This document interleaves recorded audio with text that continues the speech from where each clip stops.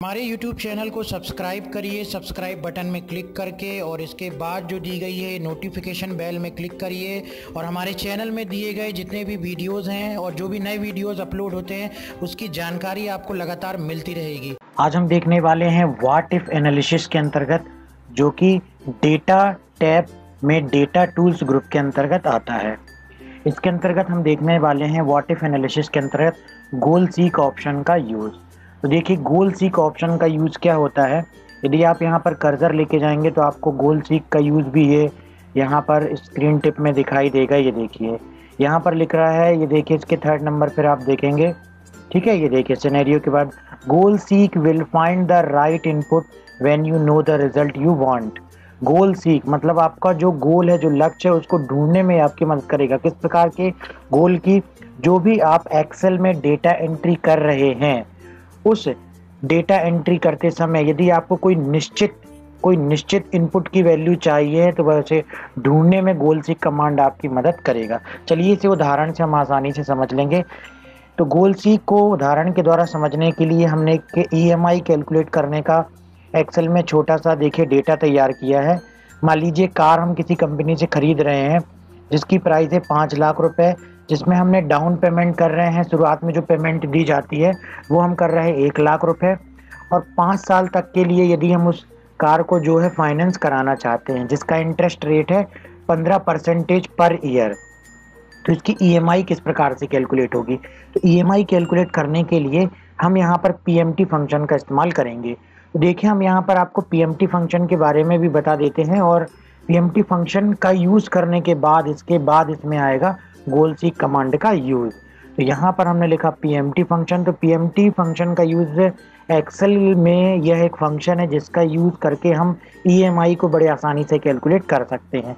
तो देखिए, screen tip में ये फंक्शन भी दिखा रहा है कि पहले हमको क्या देना है, यहाँ पर रेट देना है। ठीक है, इंटरेस्ट रेट देना है। तो हम इस सेल को सिलेक्ट करेंगे। ये इंटरेस्ट रेट हमको 1 साल का है। हमको इंटरेस्ट रेट मंथली निकालना है, क्योंकि जो EMI निकालेंगे वो हम मंथली निकालना चाहते हैं। तो इंटरेस्ट रेट यहाँ पर 1 साल का दिया गया है। तो मंथली इसको करने के लिए यहाँ पर हम डिवाइडेड बाय 12 कर देंगे, फिर हम कॉमा लगाएंगे। कॉमा लगाने के बाद देखिए यहाँ पर लिखा हुआ है पर ईयर, तो यहाँ आप ईयर में क्लिक कर देंगे। तो ये नंबर ऑफ ईयर 5 दिया गया, हम मंथली निकालना चाहते हैं, इसलिए अब हम इसमें 1 साल में चूंकि 12 महीने होते हैं, इसलिए अब हम इसमें 12 का गुणा करेंगे, क्योंकि हमको ये 5 ईयर में दिया गया है और हमको इसको मंथ में कैलकुलेट करना है। तो यहाँ पर हम मंथ का जो है 12 का इंटू कर देंगे, कॉमा PV दिया गया। PV का मतलब प्रेजेंट वैल्यू क्या है? तो प्रेजेंट वैल्यू क्या है? ये 5 लाख रुपए है। ठीक है, और प्रेजेंट वैल्यू 5 लाख रुपए है, लेकिन उसमें से डाउन पेमेंट 1 लाख रुपए की कर दी गई है। तो इसको हम क्या करेंगे, यहाँ पर माइनस कर देंगे। ठीक है, और इसके बाद इस ब्रैकेट को हम क्लोज कर देंगे। जब आप एंटर करेंगे तो आप देखेंगे कि इस प्रकार से 9,516 रुपये जो है इसकी EMI कैलकुलेट हो जाएगी।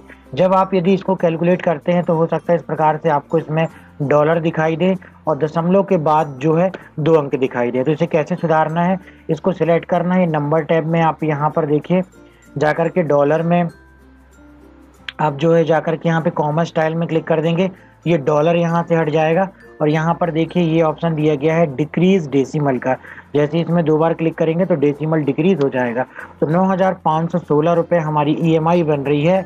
अगर 5 लाख रुपए की हम कार खरीद रहे हैं जिसका डाउन पेमेंट हम 1 लाख रुपए कर रहे हैं, और 5 साल तक यदि हम पैसे चुकाना चाहते हैं तो 9,516 रुपए की जो है हमारी किस्त बनेगी 15% ब्याज की दर से। ये देखिए, इस प्रकार से ये PMT का फॉर्मूला इस तरीके से बन जाता है कि यदि मान लीजिए आप यहाँ पर किसी प्रकार से चेंजेस करते हैं, मान लीजिए कि आपकी कार जो है वो 7 लाख रुपए की है, तो ये देखिए इसमें 7 लाख जैसे ही हमने टाइप किया, ये 14,274 रुपये इसकी EMI कैलकुलेट करके दिखा देगा। तो ये फाइनेंस कंपनी के लिए EMI कैलकुलेट करने के लिए बहुत ही बढ़िया एक्सेल का एक प्रोग्राम यहाँ पर दिया गया है। चलिए अब हम गोल सीक कमांड को समझते हैं। तो गोल सीक कमांड को समझने के लिए हम इसी को यहाँ से ले जा करके और यहाँ पर इस तरीके से कॉपी पेस्ट कर लेते हैं।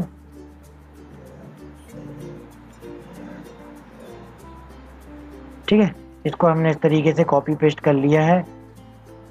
अब आप यहाँ पर देखेंगे ये 2 बार पेस्ट हो गया है, इसलिए हमको इसको नहीं चाहिए है। तो इसको इस प्रकार से हम डिलीट कर देंगे और ये हमारा वही सेम प्रोग्राम यहाँ पर भी आ चुका है। अब देखिए गोल सीक कमांड क्या करता है, मान लीजिए हमको ये इनपुट चाहिए है कि ईएमआई, मान लीजिए हम बताना चाह रहे हैं कंपनी से कि हम केवल मंथली जो है हमारी पेमेंट है 15,000 रुपये, हम केवल 10,000 तक की ईएमआई ही जो भर सकते हैं।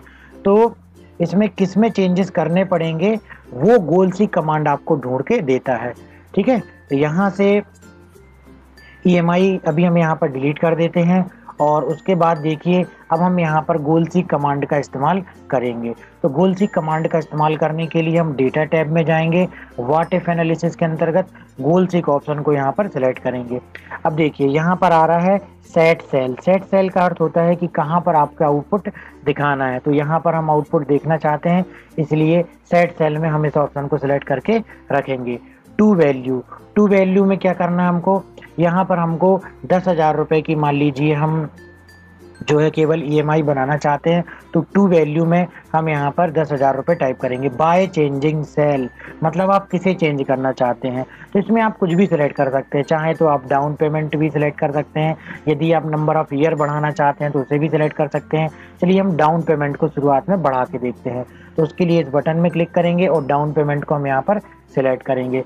डाउन पेमेंट में सिलेक्ट करने के बाद अब जैसे ही आप यहाँ पर ओके में क्लिक करोगे, ठीक है, देखिए अभी हमने यहाँ पर क्या गलती की हुई है, हमें यहाँ पर ईएमआई का फॉर्मूला पहले इसमें लिखना था। ठीक है, इसलिए ये एरर आती है cell must contain a formula. तो हम क्या करते हैं, चलिए इसको कॉपी करके और यहाँ पर पेस्ट कर देते हैं। ये हमारा फॉर्मूला यहाँ फिर से आ गया है। फिर से हम गोल सीक कमांड का इस्तेमाल करते हैं। ये गोल सीक में जाते हैं, सेट सेल में हमारा ये वाला ऑप्शन सेलेक्ट है।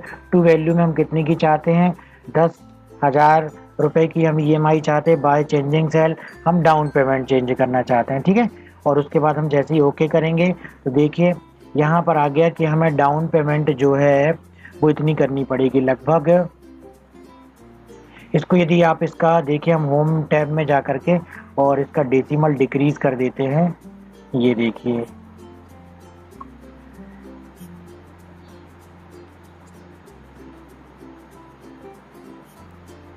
तो ये आप देख सकते हैं कि ये 70 लाख रुपए की यदि हम कार खरीद रहे हैं तो यहाँ पर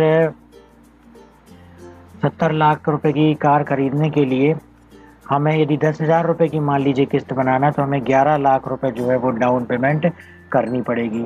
और ये देखिए इसके पुराने केस में हमको केवल 10 लाख रुपए की डाउन पेमेंट करनी थी और यहाँ पर हमको 11 लाख रुपए की पेमेंट करनी पड़ेगी और 15% ब्याज की दर से 5 सालों के लिए जो है 10,000 रुपये की हम ईएमआई जो है वो भर सकते हैं। ठीक है, तो इस प्रकार से गोल सीक कमांड के द्वारा हम इनपुट वैल्यू क्या देना चाहते हैं वो हम निकाल सकते हैं। ठीक है, अब मान लीजिए नंबर ऑफ ईयर हम चेंज करना चाहते हैं, हम 10,000 ना दे करके हम कम वैल्यू देना चाहते हैं, लेकिन नंबर ऑफ ईयर भले ही बढ़ जाए। तो उसके लिए हम किस प्रकार से कैलकुलेट करेंगे, उसके लिए फिर से हम डेटा टैब में जाएंगे। डेटा टैब में जाने के व्हाट इफ एनालिसिस में जाएंगे, गोल सीक में जाएंगे, यहाँ पे सेट सेल में इसको सेलेक्ट करेंगे और टू वैल्यू में हम मान लीजिए 8,000 रुपये की जो है ईएमआई चाहते हैं। बाय चेंजिंग सेल में हम किसको चाहते हैं, इसको चाहते हैं। ठीक है, बाय चेंजिंग सेल में नंबर ऑफ ईयर्स भले ही बढ़ जाए लेकिन हमारी डाउन पेमेंट यही रहनी चाहिए, 10 लाख रुपए ही रहनी चाहिए। उसके बाद देखिए जैसे ही हम ओके करेंगे, यहाँ पर ओके कर दीजिए तो आप देखेंगे कि नंबर ऑफ ईयर में ये 8,000 रुपये जो है हमारी ईएमआई हो चुकी है, जिसमें हमको 11 लाख रुपए डाउन पेमेंट देनी पड़ेगी, 11,20,000 रुपये, और ये लगभग 7 ईयर्स के लिए जो है ये ईएमआई कैलकुलेट होगी। तो आप चाहें तो ईयर के द्वारा भी इसे कैलकुलेट कर सकते हैं या आप डाउन पेमेंट चेंज करके भी जो है ईएमआई कैलकुलेट कर सकते हो। तो यहाँ पर हमने इस्तेमाल सीखा गोल सीक कमांड का।